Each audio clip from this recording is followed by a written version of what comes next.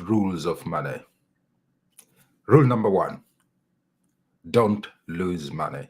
And rule number two, don't forget rule number one. Those are the rules given by Warren Buffett. Warren Buffett. I wonder whether you know who Warren Buffett is. Warren Buffett is a very, very successful investor.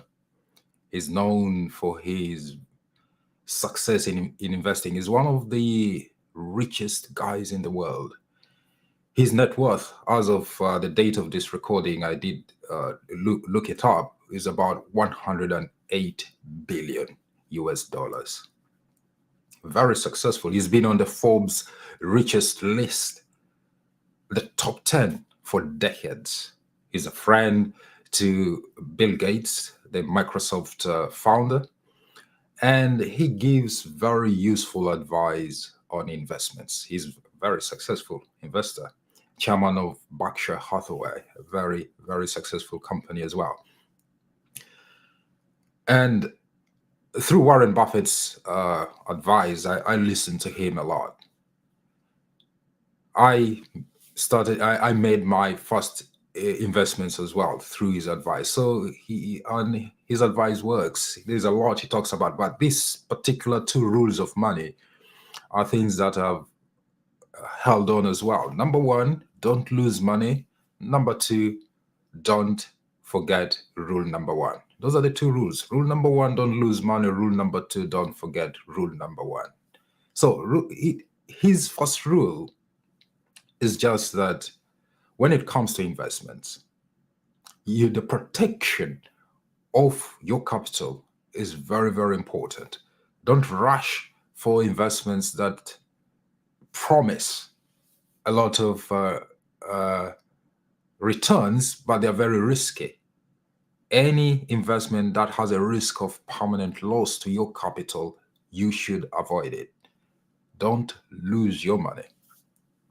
So I was thinking about this and asking myself that how might we use this on our day-to-day life in managing our finances? Because not everyone has investments, but these rules are very much applicable to our day-to-day life in terms of how we manage our finances as well. So the question is, how might you lose money in your day-to-day relationship with money and how you go about living your life? There are three ways, I think, or more, even, that you can lose money. But I think the three, if you look out for the three, you might be able to protect and keep your money. You work so hard to get this money. But if you're not careful about how you manage it and not follow Warren Buffett's advice of not losing money and re-emphasizing that and saying, don't forget that very first principle or rule, don't lose money, he might end up just wondering, where is all my money going? Number one, impulsive purchases is one of the ways you can easily lose money. You see something and you just want to get it. The fact that you have money doesn't mean you have to buy everything that your eyes fancy. Isn't it the case? Some of us, if we look at our households, we have things that we don't need there. A lot of things that we bought because we did it on impulse, and that money is wasted. Money is sitting in that item in your household. If that money was probably put into some form of investment or saving that yields you returns, it would be working more money for you. So when you buy things impulsively, you lose money. So try to put a check on that. And the best way I think you can do that is by having a budget, having a written budget, living by a written budget. A written budget not only tells your money where to go, but also protects your money from loss, especially if you have the discipline to action the things that you've budgeted on. A budget is not useful if you can make it and then just ignore it, not pay attention to it. That wouldn't be helpful. You'll be self-sabotaging. So one of the ways you can lose money is by impulse buying, impulse purchases. So try as much as possible to avoid impulse purchases. And like I said, going to shop without a budget is another way. How many times have you gone to a supermarket or a clothing store or wherever, and then you end up coming back with things that you didn't think initially you were going to get? That is because you did not have a list of the things you are going to buy while going in there. And we go into the store, and then the marketing tricks that are employed or deployed in stores get you. They say, oh, buy one, get one half price. I say, oh, yeah, I might need this. I might, all sorts of things come your way. But if you had a list, this is what I'm getting. It doesn't matter what shopping tactics or marketing tactics have been put in there. I'm getting this and I'm out of here. By not having a list, disciplined list that you use for your shopping, you may well easily end up losing money.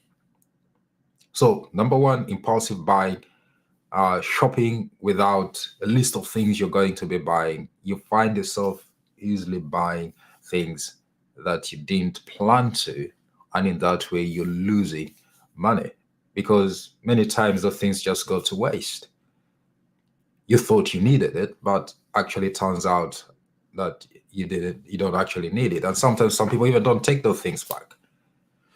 The third way people lose money, especially in investments, is greed, where there's a promise of a high return. What I've learned from Warren Buffett and in my own investments is that building wealth takes time. It's not a get rich quick scheme sort of thing. It takes time.